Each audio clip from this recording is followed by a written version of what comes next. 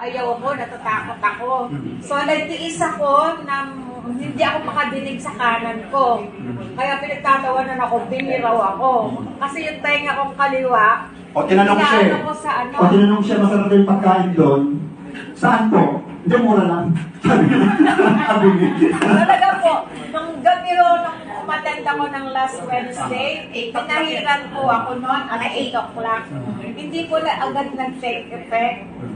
Pagdating ko po sa bahay, sabi ko kay Jeremy, tawag ka nga sa akin.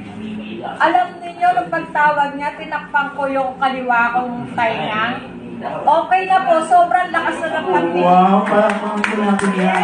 Ito po ang resulta ng ano ko, ng mga ano.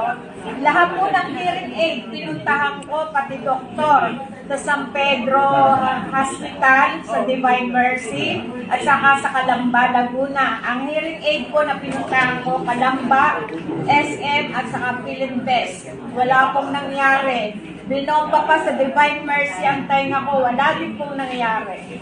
Dahil lang po sa isang lagay ng Firmax, nakadinig po ako ngayon, 100% malakas na po ang pagkakas. Wow, yes. Po natin yan.